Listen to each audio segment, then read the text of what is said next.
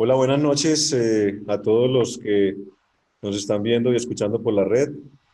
Eh, Quiero agradecer a la Sociedad Colombiana de Ortopedia, a la Sociedad Colombiana de Hombro y Codo por la oportunidad de este webinar. Igualmente a los participantes, al doctor Balbuena, al doctor Álvaro Vanegas y al doctor Llenas por su participación y a Suplemédicos por el patrocinio para que este webinar sea posible. Vamos a hablar básicamente de las rupturas irreparables del manguito rotador y nos vamos a dedicar básicamente a los últimos enfoques de esta patología. Recordemos que las rupturas del manguito rotador son unas patologías muy frecuentes. El primer problema que tenemos con respecto a la patología de las rupturas masivas del manguito rotador es el término de reparabilidad, ya que es inconsistente y es usado con mucha frecuencia e intercambiado con el término de ruptura masiva. Vamos a ver muchos artículos que hablan de masivas y otros que hablan de irreparables, pero definitivamente el término que tenemos que utilizar es el de irreparabilidad, ya que muchos pacientes tienen rupturas mayores de 3, 4 o 5 centímetros que algunas veces pueden ser reparables. En términos generales, según la definición, las rupturas masivas son de más de 3 centímetros y para algunos cuando abordan o cuando ocupan más de 2 o 3 tendones. La irreparabilidad es un criterio difícil de definir en el preoperatorio, en el consultorio, cuando tenemos el paciente al frente y tenemos las imágenes diagnósticas. En términos generales, las características de irreparabilidad se presentan cuando hay una infiltración grasa avanzada, en términos generales un Gutalier mayor de 3, cuando tenemos un espacio acromio humeral disminuido, en general menor de 6 milímetros, y cuando hay una pérdida de la longitud del tendón. Este es uno de los criterios, y otro criterio importante también es dónde está ubicada la unión miotendinosa. Y obviamente la pobre calidad del tejido hacen que estas rupturas sean irreparables. En términos general, de todos los problemas del hombro, las lesiones del manguito rotador son las más frecuentes. Las características para determinar la irreparabilidad de un tendón las podemos definir en el consultorio con el paciente y con las imágenes diagnósticas. Sabemos que una infiltración grasa avanzada con un gotaler por encima de 3 o 4 son lesiones difíciles de reparar. Igualmente el espacio acromiohumeral disminuido, menor de 6 milímetros, la pérdida de la longitud del tendón, al igual que la unión miotendinosa cerca a la glenoides, tanto como la pobre calidad del tendón, nos determinan en el consultorio que ese paciente puede tener una ruptura que es de difícil reparación. Epidemiológicamente, de todos los problemas del manguito rotador, las lesiones del manguito, de todos los problemas del hombro, las lesiones del manguito son las más frecuentes. Y sabemos que las lesiones del manguito, hasta el 30% de ellas pueden llegar a ser irreparables. En términos generales, la falla del tratamiento de este tipo de lesiones masivas o irreparables pueden llegar a una falla que van entre el 20% hasta el 94%. En términos generales, el manejo conservador siempre debe ser el manejo inicial para cualquier tipo de paciente. La fisioterapia, haciendo énfasis en el fortalecimiento del deltoides anterior, ha demostrado una mejoría hasta en el 40% de los pacientes. Los esteroides intraarticulares pueden también producir una mejoría sintomática, aunque algunos hablan de un efecto negativo. En algunos artículos, principalmente los liderados por el doctor Gerber en Suiza, ha mostrado resultados sorprendentemente buenos. Pero en artículos también del grupo de Gerber han dicho que en pacientes jóvenes este tipo de patología puede llevar a cambios estructurales que en un futuro pueden empeorar la sintomatología y la función del paciente. Antes de pensar en cirugía, entonces, tenemos que hacer un análisis completo de múltiples factores: las condiciones médicas del paciente, las demandas funcionales, el tipo de ruptura que tenemos al frente, no solamente su extensión, sino la severidad, y como ya hablamos de otros factores como la atrofia y la infiltración grasa. Cuando tenemos un paciente con artrosis, lo que tenemos que pensar es en una artroplastia, pero siempre la primera línea de manejo, siempre que podemos reparar el tendón, siempre esa es la primera línea de manejo, la reparación completa, de tendón a hueso. El manejo quirúrgico entonces ha sido muy variado y lo debemos de utilizar solamente cuando hay un fallo del manejo conservador. El desbridamiento que fue descrito por Rogut desde el año 95 habla que hasta el 83% de los pacientes pueden tener una mejoría desde el punto de vista de dolor y función. Sin embargo, sabemos que esa mejoría con el tiempo, después de unos 5 o 6 años, puede ir desmejorando. La tuberoplastia, que también es un alisamiento de la articulación, no solamente del techo, sino también del manguito y las estructuras que están dentro de la articulación, puede llevar a resultados satisfactorios hasta el 95% de los pacientes. Estas dos indicaciones quirúrgicas, el desbridamiento y la tuberoplastia, se indican básicamente para pacientes de edad en regulares condiciones que no pueden ser llevados a cirugía. La reparación parcial, que ha sido como el tratamiento estándar, y lo que se intenta hacer es mantener los pares acoplados según los conceptos de Burkhardt, es llevar una ruptura de estas irreparables o masivas, llevándolo a una conversión de una ruptura masiva a una ruptura funcional, siempre recordando la reparación de los pares acoplados. En términos generales, los resultados positivos inicialmente, pero tienen altas fallas estructurales en el futuro. Otro tipo de manejo es la aumentación con injerto. Tiene algunas ventajas mecánicas y biológicas. No preservan la integridad del tendón, pero sí previenen la artropatía. Recordemos que la aumentación está aprobada en Estados Unidos solamente como suplantación, no para hacer puente. Otro tipo de manejo que ha sido muy clásico es la transferencia tendinosa y se recomienda básicamente para pacientes activos en pacientes que no tienen artrosis.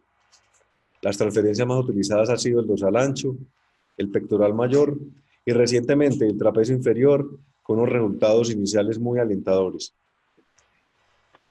¿Cuál es entonces la razón para estar aquí sentados hoy? Es imperativo conocer y mejorar las estrategias del tratamiento, conocer nuevas estrategias, y eso es lo que vamos a hacer hoy en la noche. Tenemos 3 expositores, el doctor Balbuena, que nos va a hablar del balón subacromial, el doctor Álvaro Vanegas, que nos va a hablar de la reconstrucción capsular superior, y por último el doctor Pablo Ginás de la reconstrucción capsular con el bíceps.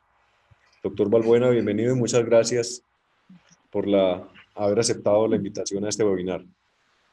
Doctor Jaramillo, muchas gracias por la invitación. Muchas gracias a la SCO y al capítulo de Ombrico por esta nueva oportunidad para tratar acerca de mis percepciones, apreciaciones acerca de lo que es el uso del balón subacromial, como ya antes lo había hecho también en la Bienal de octubre del año pasado. Esos son mis conflictos. De tal manera que me pareció prudente tratar algunos temas adicionales y tener otras categorías diferentes para manejar en la noche de hoy. Nueva evidencia, nuevas proyecciones a futuro. Y la pregunta que realmente sigue sin responder es cuáles pacientes son candidatos para utilizar el balón subacromial. Si tenemos como punto de partida el 25 de octubre, el momento en el que hicimos la Bienal de Ombrico el año pasado, y tomamos el día de hoy, encontramos que han aparecido 5 artículos nuevos en revistas indexadas. Tenemos una carta del editor de uno de los trabajos más importantes que se había escrito hasta ese momento, y tenemos además 69 nuevos procedimientos quirúrgicos realizados en nuestro país. Entonces eso quiere decir que a pesar de que todavía no tenemos una evidencia puntual que avale su uso, lo seguimos utilizando en nuestro medio y también se está haciendo a nivel de todo el mundo. Estos son datos proporcionados por la empresa Pienca. El producto llega a mediados de 2017, se realizan 78 procedimientos, hay un crecimiento exponencial en el año 2018 con 211 y para este año ya llevamos 17 procedimientos. Si nosotros tratamos de ver en qué pacientes podemos utilizar el balón subacromial, George Atwell describía esta situación o esta imagen como una de las grandes batallas que se ha librado en la historia de la humanidad. Pero si nos ponemos a escudriñar exactamente cuál sería el papel y cuál sería el sitio donde podemos utilizarlo, pues es una zona donde todavía no tenemos respuestas. Como bien le mencionó el doctor Jaramillo, las otras posibilidades tienen tal vez algunos pacientes que podrían ser candidatos para una reparación parcial, una cremoplastia, tuberoplastia, tenotomía. Algunos pacientes jóvenes pueden ser candidatos para los injertos y augmentaciones. Y en el otro segmento ya tenemos pacientes para transferencias terminosas, prótesis reversas o miartroplastia CTA. Pero si dejamos el segmento intermedio, que es la reconstrucción capsular superior, y está el balón subacromial, es posible donde se esté librando claramente la batalla, por decirlo de alguna manera, porque son exactamente como los mismos pacientes, son grupos de edad entre 50 y 70 años, con adecuada movilidad, hombros no pseudoparalíticos, con una demanda funcional importante a quienes nos interesan controlar del dolor. ¿Qué hay entonces de nueva evidencia? Este artículo fue presentado en el año 2017 en Arthroscopy por el doctor Darren Lott y era una serie de casos retrospectiva del doctor François Bouchot. Tenía 39 hombros con un seguimiento prometedor, 32 meses en promedio y 69 años. Él demostraba con su grupo de trabajo que había una mejoría importante en todos los arcos de movimiento y era estadísticamente significativa para la rotación externa. Asimismo, en la escala de Constant, donde el total mejoraba 25 puntos en promedio y esta P era estadísticamente significativa. Sin embargo, más adelante, estos autores hindúes ponen un poquito en tensión estos datos, considerando que esa mejoría de 25 puntos de Constant tal vez no es tan significativa, tal vez no es tan importante, y traen a colación estudios de Gilles Walsh y de Pascal Boileau, que con tenotomía y tenodesis respectivamente habían alcanzado mayores incrementos de Constant y mejoría de dolor más significativa que con lo que se hacía con el balón subacromial, de tal manera que abren un nuevo interrogante. Ese estudio salió también a finales del año pasado. Es escrito por los cirujanos del Hospital Ramón y Cajal en Madrid. Estos españoles trabajaron una serie de casos prospectiva, un grupo pequeño que eran 15 pacientes, dejaron de reunir pacientes porque los resultados, como ellos bien lo mencionaban, eran inconsistentes. 69 años en promedio, 2 años de seguimiento y valoración con Constant, Simple Shoulder Test y Quick Dash como escalas avaladas en español para España. Incluyeron 3 intervenciones de manguitos fallidos, no hicieron reparaciones parciales, no hubo una reparación de lesión del parcial de subescapular y 27 minutos en promedio. De los 15 pacientes, 5 se llevaron a reemplazo total de hombros durante el seguimiento. Esos pacientes se consideraron fallidos. De los que quedaron, pues el 40% tuvo mejoría. Y lo más importante es que en el primer año, los pacientes que habían mejorado, en los primeros meses, ya habían caído sus escalas funcionales y sus arcos de movimiento. De tal manera que se abren unos interrogantes nuevos. Hay una migración temprana del balón, esta puede ser hacia lateral o anterior, o hay una absorción o un daño temprano del balón, ya que los pacientes que se llevaron al reemplazo con prótesis reversa no dejaron evidencia del balón en el procedimiento quirúrgico. Nuevamente, ¿cuáles serían las características que predicen un buen resultado? Y es indiscutible que si el paciente no tiene una adecuada rehabilitación, pues eso va a alterar claramente el resultado final del procedimiento. George Atwell es una de las personas que más ha trabajado en este tema, interesado por dar respuesta. Presentó este año, en febrero, un artículo en el que se hacía un estudio biomecánico comparativo entre la reconstrucción capsular superior y el balón subacromial. Utilizaron 8 cadáveres masculinos en 4 escenarios diferentes. Uno de ellos, lesión de manguito rotador masiva, en un grupo control que era un manguito rotador sin lesionar, y a un grupo se le aplicó el balón y a otro grupo también pues, se le aplicó el injerto dérmico, que lo dejaron en promedio entre 4 y 6 milímetros. Los desenlaces finales eran la migración humeral superior y la fuerza funcional en la abducción a distintos grados.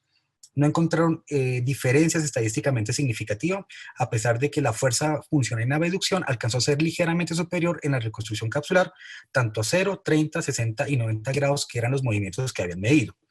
¿Cuál puede ser entonces el beneficio o cuáles pueden ser las razones para utilizar el balón respecto a la reconstrucción capsular superior?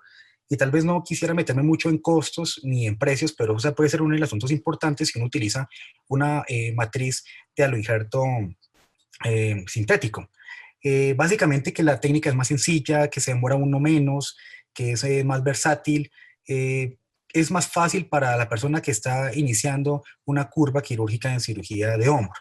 Se trabaja el espacio subacromial, se hace una limpieza adecuada, una bursectomía, se ingresa el instrumental sobre el eje de la escápula y pues con la ayuda del soporte de la casa, pues se ingresa con mucho cuidado una cánula, una barra de Wiesinger, una cánula posteriormente, y mientras que se va vigilando cómo se expande el balón mediante la solución salina, pues se va revisando paralelamente cuál es la posición, la cantidad de la cantidad de espacio que se está dejando en el segmento subacromial y sobre todo al final qué tan estable es en movimientos de rotación y flexión y abducción, para ver qué tan estable es el implante.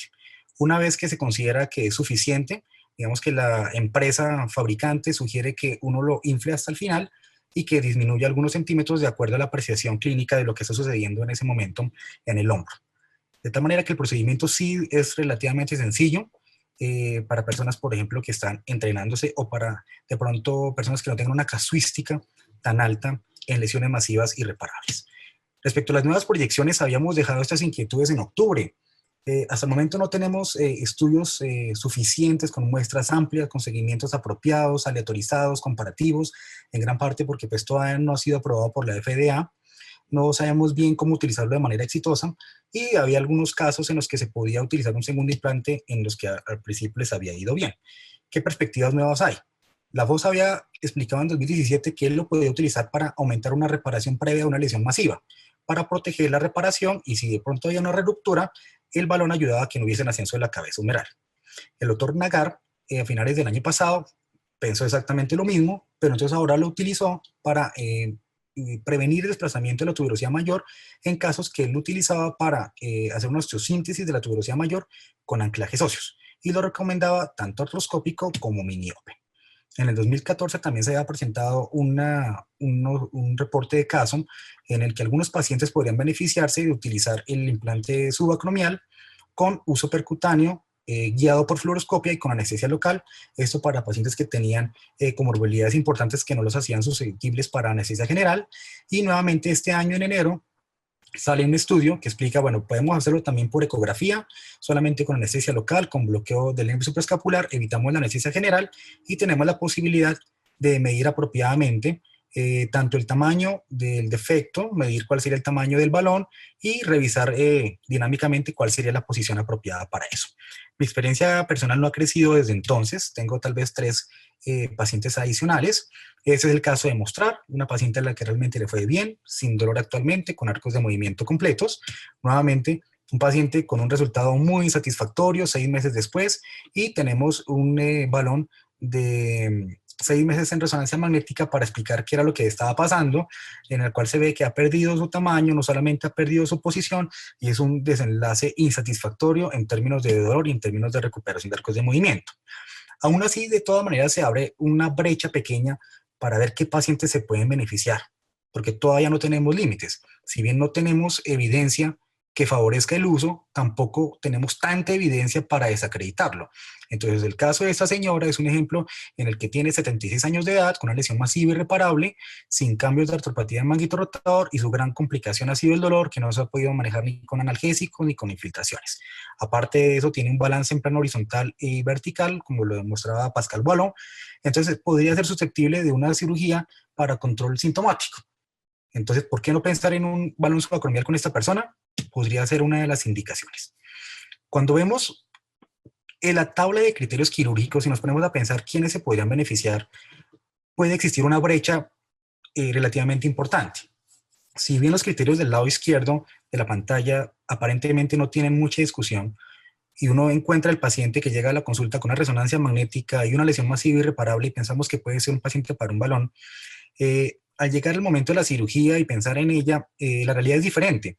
Pueden ser pacientes muy activos, con una carga laboral muy alta que de pronto no se beneficie, o que el paciente tenga un nivel educativo que no sea tan alto como para asumir una rehabilitación, que entienda exactamente qué es lo que le estamos proponiendo, qué es lo que viene de ahí en adelante con su hombro, o que simplemente se beneficie de una transferencia tendinosa o de otros procedimientos como ya los habíamos mencionado antes, o tenemos problemas también de seguridad social o de utilización del implante por parte de los hospitales, o la más sencilla de todas, que podamos hacer colgajos de manguito rotador o avances significativos y que podamos hacer una lesión, una reparación completa de la lesión. Y por último, también pues que el uso escapular que no pueda ser reparable. Entonces, un paciente que inicialmente se convertía en un candidato para una artroplastia por interposición con balón subacromial, pues simplemente no se puede realizar. Por variable el resultado, no hay respuestas, pero sí hay muchos cuestionamientos, porque hay diferentes grados de reparación parcial en cada uno de los pacientes. Siempre se recomienda que uno pueda reparar y cerrar el par de fuerzas lo que más se pueda. porque cada paciente tiene un grado de atrofismo y de calidad diferente, tanto el subescapular como el deltoides y el redondo menor, que son músculos que todavía permanecen en su sitio, porque los algos de movimiento previos que tenga el paciente pueden jugar un papel importante, porque la rehabilitación sí es importantísima después del procedimiento quirúrgico y es importante que el paciente la entienda, que tenga el tiempo para realizarla. Y también tenemos algunas dudas respecto a cuál sería el tamaño final del implante y cómo deberíamos utilizarlo de la mejor manera. De tal manera que, en resumen, hay pruebas biomecánicas que han resultado similares a la reconstrucción capsular superior. Los resultados clínicos siguen siendo inconsistentes. Tenemos grupos que muestran series de casos muy pequeñas con resultados aparentemente satisfactorios y otros que en cambio los desacreditan.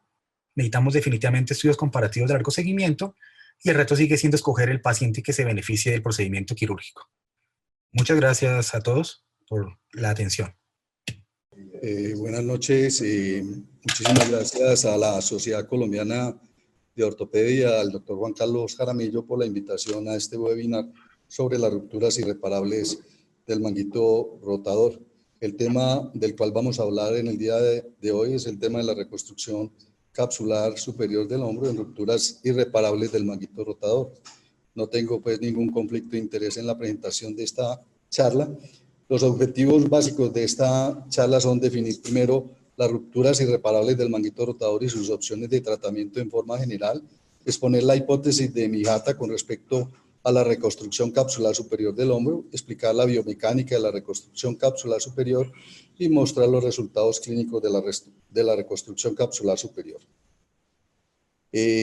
Básicamente todo este tema de la reconstrucción capsular superior viene del año 2012-2013, cuando Mihata propuso la historia, ha hecho la historia y la seguridad del procedimiento de la reconstrucción capsular superior del hombro. Recordemos que estas rupturas, como lo dijo Juanes, siguen siendo un reto para el ortopedista. No es lo mismo ruptura masiva que ruptura irreparable. Debemos saber entonces que la ruptura masiva es diferente a la irreparabilidad del manguito rotador, que la prevalencia puede ser de hasta el 40% de las rupturas del manguito rotador y que la incidencia de irreparabilidad es desconocida. En la serie de J.P. Warner hablan de un 30% de irreparabilidad. Y la importancia de estas rupturas masivas es que la tasa de ruptura es mucho mayor que las rupturas pequeñas. Una ruptura irreparable es una ruptura que no puede ser llevada hacia la huella del manguito rotador y muchas veces esa irreparabilidad es una decisión final intraoperatoria. Sin embargo, en el preoperatorio hay que tener en cuenta muy buena la evaluación clínica y los hallazgos radiológicos que nos pueden hacer sospechar cuando un paciente tiene una irreparabilidad. Por lo tanto, es necesario tener un planeamiento preoperatorio adecuado para poder ofrecerle lo mejor al paciente. Todos sabemos que hay factores de mal pronóstico para la cicatrización del manguito, factores atribuibles al paciente, hallazgos radiológicos y muchos hallazgos en la resonancia magnética, básicamente la infiltración grasa, la retracción musculotendinosa, la longitud del tendón y la atrofia muscular que nos hacen presumir que hay un paciente con una ruptura irreparable del manguito rotador. Múltiples opciones de tratamiento, el debridamiento, la reparación parcial, las aumentaciones con parche, las transferencias tendinosas, la artroplastia reversa y básicamente en estos 7 años últimos se le ha dado mucha importancia a las técnicas del balón subacromial y a la técnica de la reconstrucción capsular superior del hombro. Recordemos que en las rupturas masivas del manguito rotador hay una disfunción del manguito rotador con una pérdida de la estabilidad superior del hombro. Esto produce un dolor por un pinzamiento subacromial. Hay una debilidad muscular con limitación de la elevación del hombro. El paciente puede inclusive llegar a tener una pseudoparálisis del hombro. Debemos entonces saber que las rupturas irreparables siempre tienen un defecto superior de la cápsula articular y que esto ha llevado al desarrollo de nuevas técnicas de reparación tratando de solucionar el defecto capsular que existe en la ruptura irreparable. Por lo tanto, pudiéramos decir que la ruptura irreparable del manguito rotador siempre es un defecto de la cápsula superior del hombro y el tendón del manguito rotador. La hipótesis de Mihata para la reconstrucción capsular superior del hombro, él habla de que si hacemos una reconstrucción de la cápsula superior del hombro, pudiera ser útil para prevenir la migración superior de la cabeza humeral y por lo tanto evitar el pinzamiento subacromial para pacientes que tengan rupturas irreparables del manguito rotador. Todos sabemos que la cápsula articular del hombro es un estabilizador primario estático importante en la articulación glenohumeral. Todos sabemos la función de la cápsula superior del hombro en la estabilidad pasiva del hombro y sabemos que es una estabilizadora estática del hombro. Todos conocemos muy bien la función de la cápsula anterior como estabilidad en la estabilidad anterior del hombro, la cápsula posterior en la estabilidad posterior del hombro, pero la función de la cápsula superior siempre había quedado en el olvido, no había estudios hasta que el doctor Nimura hace unos 7 o 8 años mostró mediante estudios anatómicos que la cápsula superior se inserta en un área hasta el 61% de la tuberosidad mayor. Total que gran porcentaje de la inserción del manguito rotador corresponde a la cápsula articular superior del hombro. ¿Cómo trabaja la reconstrucción capsular? Básicamente hay 3 efectos. El primer efecto es un efecto tenodesis, que algunos autores han dicho que es un trampolín reverso, y por este efecto tenodesis se estabiliza la articulación. Hay un efecto espaciador. Este efecto espaciador ayuda a deprimir la cabeza humeral, se ocupa espacio en la región subacromial.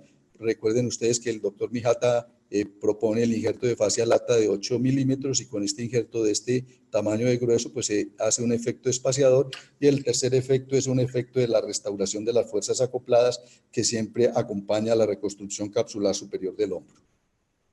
El objetivo de la reconstrucción capsular es primero reducir el pinzamiento subacromial, segundo ayudar a deprimir la cabeza humeral y tercero ayudar a mejorar la biomecánica del hombro. La biomecánica se mejora restaurando todos los pares acoplados que usualmente se hacen concomitante con la reconstrucción capsular, y de esta forma dijéramos que al tener una reconstrucción capsular superior se mejora el mecanismo de compresión en la concavidad. Cuando el deltoides empieza a hacer la elevación del hombro, la cápsula superior hace un efecto restrictor y por lo tanto el deltoides puede hacer el efecto de compresión sobre la concavidad y ayuda a la abducción inicial del hombro. Las indicaciones para la reconstrucción capsular: el paciente ideal es el paciente joven y activo, que tenga una ruptura aislada y reparable del tendón del supraespinoso, que tenga un mango rotador anterior y posterior intacto y que tenga una artrosis mínima o ausente. Las contraindicaciones son algunas relativas: es un paciente en un estadio mayor de AMADA, un 2 o mayor, y un paciente anciano de baja demanda. Las contraindicaciones absolutas para la reconstrucción capsular son el paciente que tenga pues una AMADA avanzada, el paciente que tenga una ruptura irreparable del manguito rotador en la parte anterior y posterior. Sin embargo, debo comentar que hay algunos trabajos del doctor Burkhardt y el doctor Mijata donde inclusive pacientes con rupturas irreparables del tendón del subescapular y de la parte posterior, él dice que ha hecho trabajos con pacientes a los cuales se le ha hecho la técnica de reconstrucción capsular, logrando buenos resultados. El hombro neuropático es otra contraindicación. Obviamente, para que esta cirugía funcione se necesita un deltoides de buena calidad. Cuando hay procesos de infecciones activas o dudosas, también es una contraindicación. Cuando el paciente tiene alguna artritis inflamatoria y el paciente que es incapaz de hacer un proceso de rehabilitación, que como lo veremos es un proceso dispendioso. La técnica quirúrgica en general, no vamos a entrar en muchos detalles de técnica quirúrgica, pero básicamente consiste en colocar el injerto en el reborde superior de la glenoides y también sobre la tuberosidad mayor del húmero. Se hace una fijación sobre la glenoides con 2 o 3 tornillos de acuerdo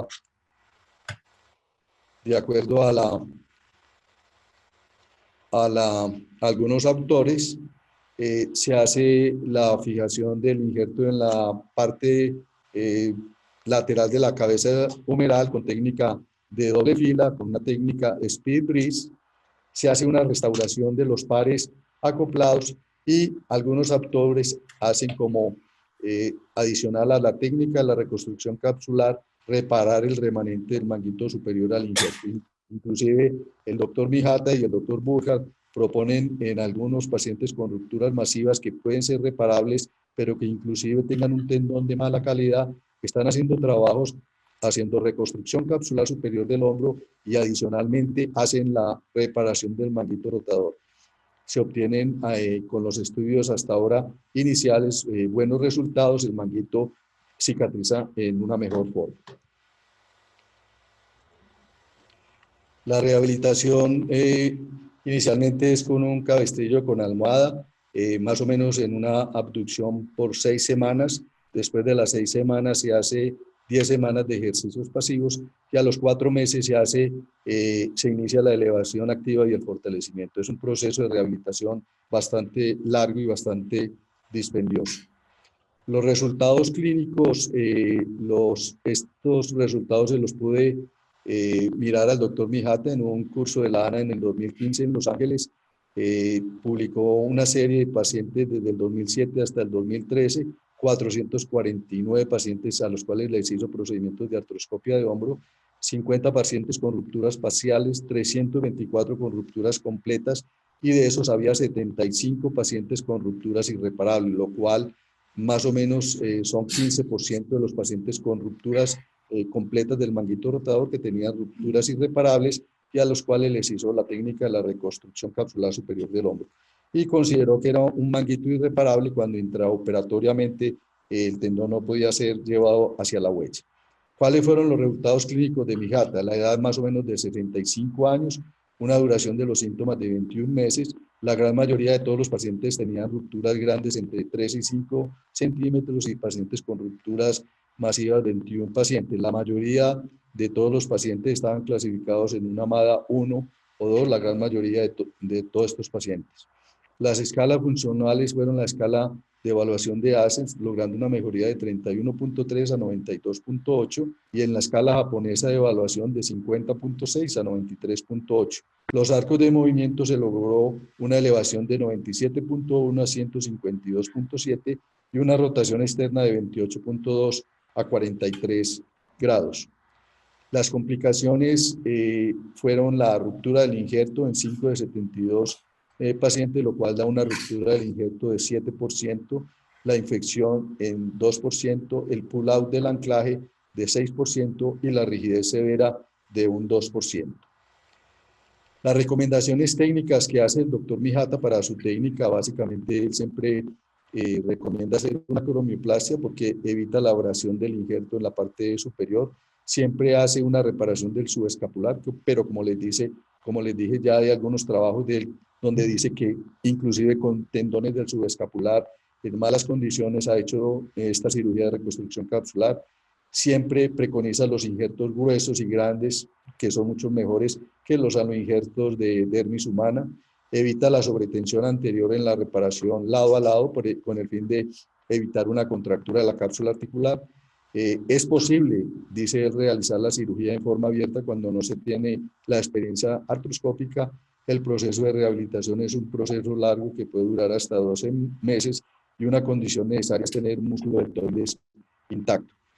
Este fue mi primer caso del primer paciente operado hace 3 años con una técnica de un aloinjerto de fascia lata, un paciente con una ruptura masiva del supraespinoso que tenía una pseudoparálisis y esta es la resonancia magnética 9 meses postoperatorio donde se observa el tamaño grueso del injerto y el resultado funcional del paciente a los 3 años postoperatorio con mejoría del dolor y con mejoría de la pseudoparálisis del hombro. En conclusiones, yo pudiera decir que la reconstrucción capsular superior del hombro es un procedimiento con poco tiempo de evolución, con buenos resultados a corto plazo.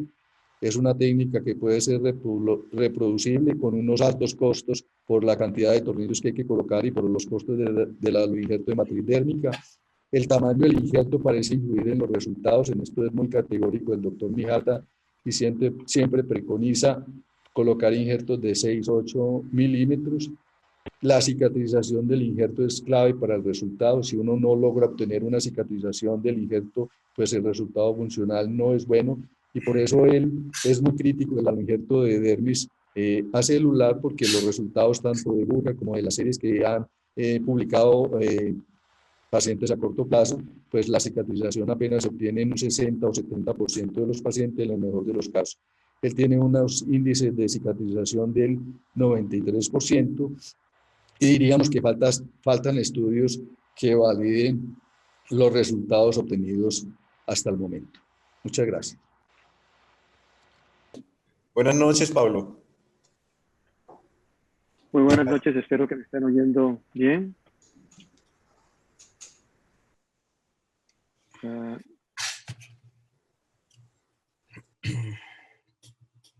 Quiero agradecer a la Sociedad Colombiana de Ortopedia, en especial a Juan Carlos Jaramillos, por esta invitación.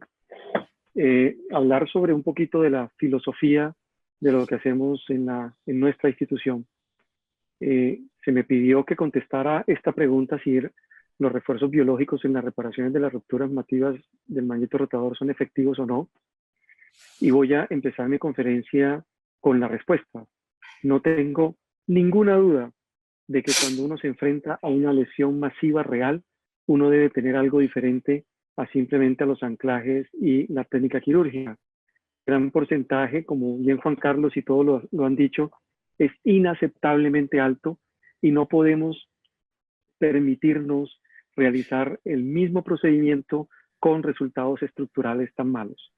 Voy a dedicar mi charla a estos 5 puntos, que es masivo, un poco de nuestra realidad, la técnica quirúrgica, los resultados nuestros y algunas conclusiones con tiempos limitados que tengo controlados aquí en mi cronómetro. Que el término masivo denota mal pronóstico, sin embargo creo que existe una gran confusión en la literatura que impide comparar resultados. Cofield dijo que mayores de 5 centímetros, Gerber que el compromiso de 2 centímetros, pero hoy sabemos que la tuberosidad mayor tiene en promedio 4 centímetros, unos 40 milímetros en el plano antero-posterior. Los trabajos de William Lumsdaine y los trabajos del doctor Tomo Mochizuki han demostrado cómo la inserción del supraespinoso es muy pequeña y la inserción del infraespinoso es lo suficientemente grande para ocupar una gran parte importante de la huella plantar. De tal forma que si vuelve uno al estudio cadavérico, esto correspondería al supraespinoso, esto corresponde al infraespinoso y la parte más proximal corresponde a la cápsula articular. Si uno se enfrenta a un paciente de estas características, una lesión pequeña relativamente, con buen tejido, y uno mide esta huella plantar, en este caso mide aproximadamente 20 metros. Eso, según Gerber, es una lesión masiva y uno no puede considerar esta lesión relativamente pequeña que llega a la huella plantar como masivo.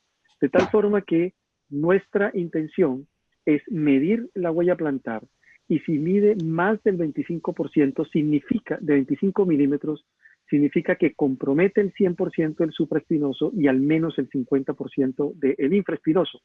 Y la clasificación que proponemos es que cumpla 2 al menos de estos 3 criterios, que en el footprint, esta medición en el plano antero-posterior, después de haber preparado la huella plantar, mida mayor o igual a 2.5 centímetros, que el Gutalier sea 3 o 4 y que tenga un paté 2 o 3 para considerarla masiva. Nuestra realidad es esta, y por qué intentamos tener otras alternativas. Valoramos 90 pacientes operados entre 2014 y 2015 con ultrasonido 6 y 12 meses postoperatorios, con escala de ASIS y valoración por ecografía por un solo radiólogo. Miren lo sorprendente que es, que realmente no lo es tanto porque está muy de acuerdo a los estudios de la literatura.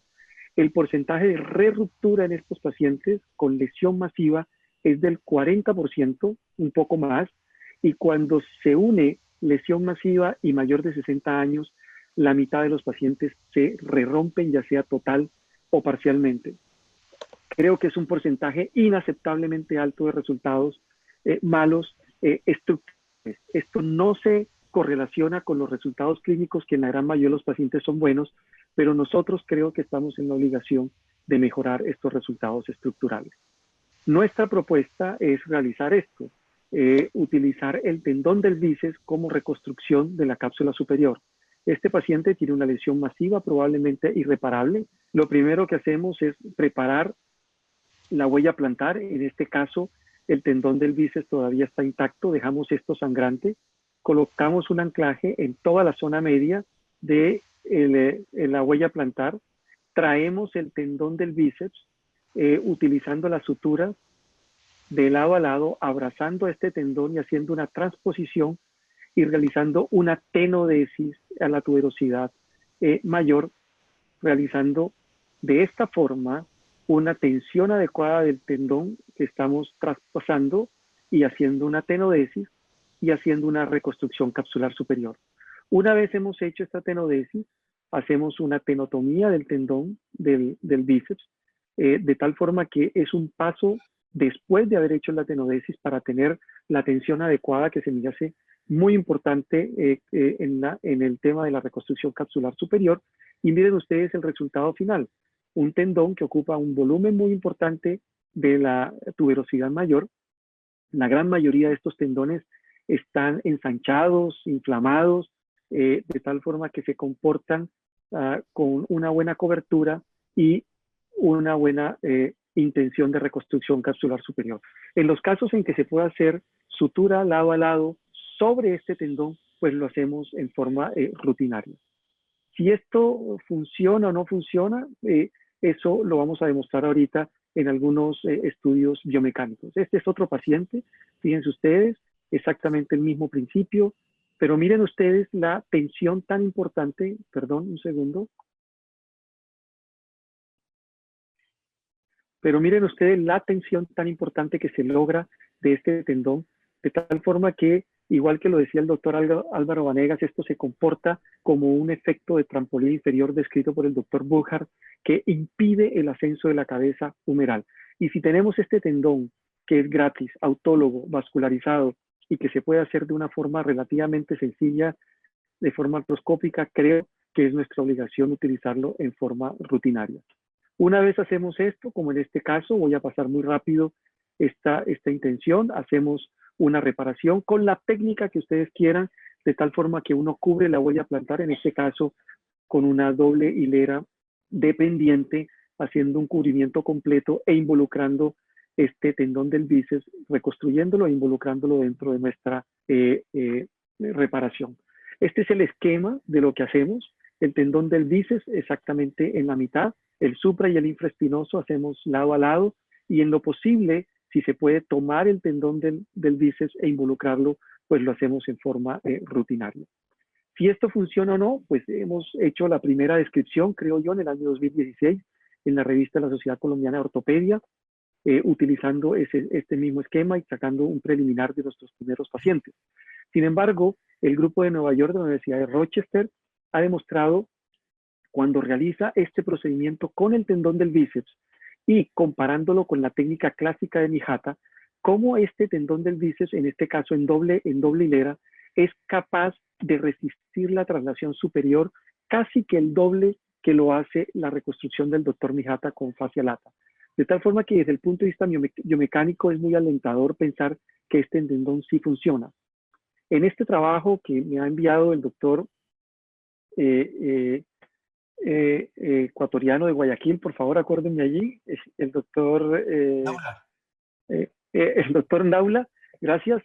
7 cadáveres, que siempre anda al tanto de la tecnología y de la investigación y revisión de últimos artículos. 7 cadáveres exactamente con la misma técnica que nosotros hacemos de una reinserción en la tuberosidad mayor, probando la restricción a la traslación superior de la área de contacto subacromial, y esta reconstrucción con bíceps demostró restaurar y centralizar la cabeza con o sin involucrar el remanente del manguito rotador y del supraespinoso que quedaba en un side to side junto con el subescapular. De tal forma que si funciona o no, desde el punto de vista biomecánico, sí. Desde el punto de vista clínico, la evidencia es bastante débil aún. Nosotros estamos en proceso de hacer nuestra recolección de pacientes con mínimo de seguimiento 2 años, pero en este grupo del grupo chino, 35 pacientes con lesiones masivas, fíjense cómo el porcentaje de integración involucrando el tendón del bíceps a la tenodesis y tenotomía bajo el mismo esquema que estoy mostrando, 63% de integración y 37% de rupturas, ya sean parciales o totales. Creo que no es una cifra muy halagüeña, pero sin embargo es mucho mejor que lo que veníamos observando con rupturas hasta el 90% en este tipo de pacientes. Este es nuestro trabajo de investigación, 22 pacientes, 17 mujeres, 5 hombres, promedio de seguimiento. En este momento necesitamos promedio de seguimiento mínimo a 2 años, así que este grupo de pacientes está en un control bajo un esquema nuestro con control ecográfico. hasta el momento tenemos 2 rupturas totales y 2 rupturas parciales con resultados muy superiores a nuestra serie previa, en donde había casi un 50% de rupturas. Fíjense ustedes cómo la elevación pre y posoperatoria y la escala visual análoga pre y posoperatoria y la rotación externa pre y posoperatoria son significativamente mejores en este grupo especial de pacientes, y nosotros realmente estamos muy contentos con el resultado de utilizando el tendón del bíceps como reconstrucción capsular superior y como aumentación e involucrarlo dentro de la reparación de nuestro manguito rotador. En conclusión, creo que el bíceps es una fuente de injerto autólogo vascularizado, muy barato, fácil de realizar artroscópicamente, así que los invito y quiero convencerlos a que lo utilicen de forma rutinaria. Creo que hay que estandarizar el diagnóstico de lesión masiva, y nosotros en el trabajo de rerupturas publicado, aceptado en American Journal of Sports Medicine, proponemos la clasificación de utilizar la huella plantar, que claramente no se altera por ninguno de los elementos de género, edad, sexo, etcétera, para tener una cuantificación de la cantidad de tendones involucrados. Creo que en lesiones masivas, el bíceps podemos reparar la lesión, aumentarla y reforzar la cápsula superior. Y si usted tiene una lesión masiva, entre a cirugía con algo más que su experiencia como cirujano y anclaje, y piense en refuerzos, y yo los quiero invitar a que utilicen el tendón del bíceps. Muchísimas gracias. Le hago una pregunta. Algunos se controvierten la técnica de la reconstrucción capsular con el bíceps. Piensan que el bíceps es una causa de dolor. ¿Por qué en estos pacientes en los cuales uno hace la reconstrucción capsular, el bíceps no les duele? La razón es sencilla, porque la causa del dolor es que este paciente, el bíceps está realizando una función que no le corresponde, que es de supresión de la cabeza humeral. Y a nosotros, en todos estos pacientes, hacemos tenotomía, de tal forma que no hay elemento tracción que corresponde a los pacientes que tienen lesión masiva. Estos pacientes les hacemos tenotomía a todos y utilizamos este tendón remanente que ya no tiene la tracción propia de la parte muscular, que en general es lo que realmente produce la molestia y el dolor, y hacemos una transposición y lo involucramos dentro de la lesión del tendón del supraespinoso y el infraespinoso. ¿De rutina siempre hace reparaciones parciales cuando hace la reconstrucción con el bíceps?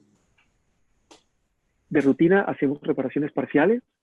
De hecho, quiero confesar que tenemos una nueva serie de pacientes, no solamente con lesión masiva e irreparable, sino con pacientes con lesiones que consideramos masivas, o sea, más de 2.5 centímetros de la huella plantar, pero que en condiciones previas podríamos hacer una reparación primaria sin hacer absolutamente ninguna otra aumentación, y lo estamos utilizando casi de rutina en todos los pacientes. Yo tengo 2 preguntas para el doctor Ginás, doctor Jaramillo. Adelante, doctor Balbuena. Gracias. Primero, doctor Ginás, me parece interesantísima la técnica. Lo felicito por esa iniciativa tan importante para solucionar estos problemas. La primera pregunta es esencialmente técnica. ¿Cómo hace usted para generar una adecuada tensión del bíceps cuando se está insertando, de tal manera que ejerza efecto de tensión para una reconstrucción capsular superior sin que genere una tracción labral, y que no quede tan tenso para que, si no queda absolutamente excéntrico el bíceps en el anclaje, quede evitando las rotaciones del hombro? La segunda de ellas es si ha tenido la oportunidad de reintervenir pacientes de esos para entender qué pasa con el bíceps y su relación con el supraespinoso. El tendón finalmente se integra, las suturas se generan algún grado de laceración en la parte articular del tendón. Gracias, Felipe. Las 2 preguntas son completamente al lugar. Lo primero es que en un principio de nuestra técnica hacíamos primero la tenotomía y le poníamos una sutura al cabo distal del tendón y tratábamos de utilizar la tracción que más o menos uno utiliza cuando hace una reconstrucción capsular superior. Es muy difícil, no tenemos una medida estandarizada que uno pueda cuantificar para saber la tensión, pero de hace un año y medio para acá hemos encontrado que realizando primero la transposición sin realizar la tenotomía, logramos, creemos nosotros, la tensión adecuada. Ni mucho que afecte la movilidad, ni poco que no ejerza el efecto de trampolín inverso, que realmente es lo que uno necesita.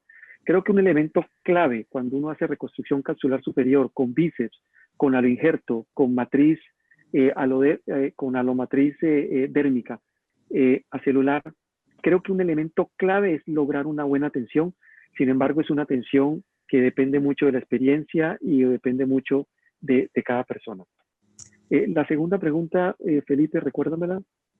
Sí, sí, ha tenido la oportunidad de intervenir pacientes para de pronto No. entender, ok, para ver qué La pasa con la respuesta es no. integración del tendón y el supraespinoso, o si los nudos que quedan por debajo del supraespinoso causan laceración en el segmento articular del tendón. Felipe, la respuesta es no. Y le voy a explicar el por qué. La gran mayoría de estos pacientes, se aumenten o no, en general tienen buenos resultados. Si usted mira en la literatura, el porcentaje de ruptura no tiene una relación directa con las escalas funcionales, de tal forma que estos pacientes, aunque se rompen con mucha frecuencia, realmente se comportan muy bien desde el punto de vista clínico. No he revisado un solo paciente. Nosotros estamos realizando en un protocolo estandarizado estos pacientes desde enero del año 2016, de tal forma que durante estos 3 años no he revisado ni uno de estos pacientes. Gracias, doctor Llenas. Doctor Llenas, una pregunta del chat. ¿Cuál es el manejo posoperatorio que le da a usted a estos pacientes? Exactamente el mismo de una sutura de manguito rotador. No cambio absolutamente nada.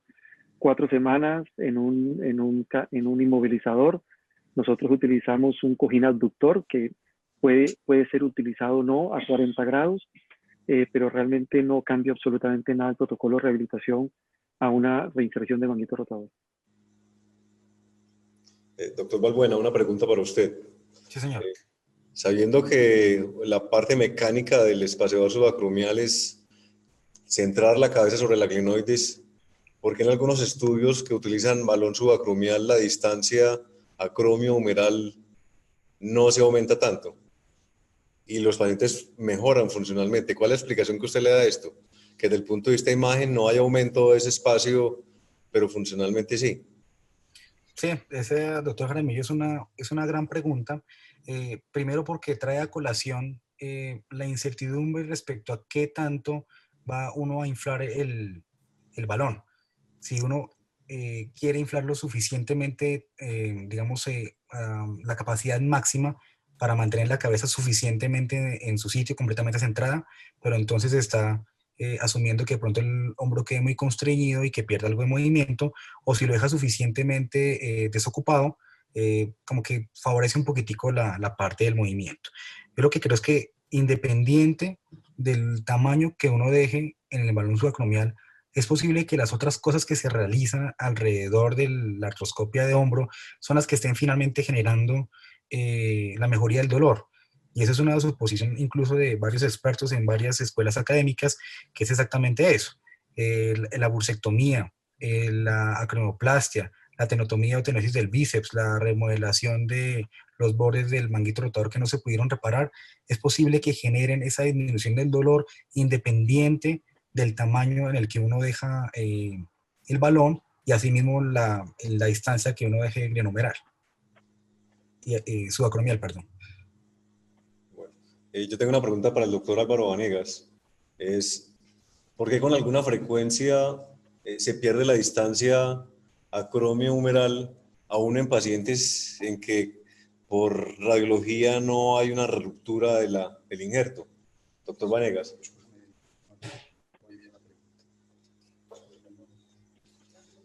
La pregunta es, ¿por qué en algunos pacientes que hacen reconstrucción capsular superior con algo injerto, la distancia que hay entre el acromion y el húmero también se pierde? ¿Cuál es la razón para eso? La razón que habla el doctor Mijata es que realmente se necesita un injerto grueso de 6-8 milímetros y concomitantemente se debe hacer una cromioplastia. Él es crítico al injerto de dermis acelular porque es un injerto que en el mejor de los casos puede ser de 3 milímetros y algunos casos en la serie de ellos con DENAR hablan de injertos de 1 milímetro, total que muchos injertos de esos posiblemente no tengan el grosor suficiente. Adicionalmente, en la serie de ellos, la cicatrización del injerto no es una cicatrización óptima. Un 30% de esos pacientes pueden fallar y si fallan, obviamente la cabeza humeral va nuevamente a ascender, por lo tanto se va a perder el espacio subacromial.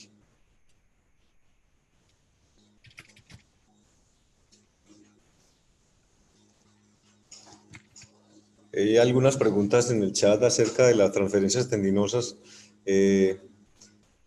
Decidí no incorporar o tener en cuenta en el webinar de hoy lo de las transferencias, porque creo que tienen un lugar especial y quise colocar esa técnica que están más nuevas. Creo que las transferencias tendinosas tienen una indicación relativamente clara con este tipo de pacientes. No sé si hay alguna pregunta dentro de los panelistas. Pablo, Felipe, doctor Vanegas. Bueno, siendo las 9 de la noche, les agradezco de nuevo a la Sociedad Colombiana de Ortopedia y Traumatología, a la Sociedad Colombiana de Hombro, doctor Balbuena, doctor Ginasi, doctor Vanegas, y a todos los que nos acompañaron esta noche para disfrutar de los nuevos conocimientos que tenemos. Muchas gracias y una feliz noche. Gracias, doctor Jaramillo, gracias, doctor Ginás, doctor Vanegas y todos los asistentes. Feliz noche. Muchas gracias a todos, Felipe y Juan Carlos. Muchísimas gracias.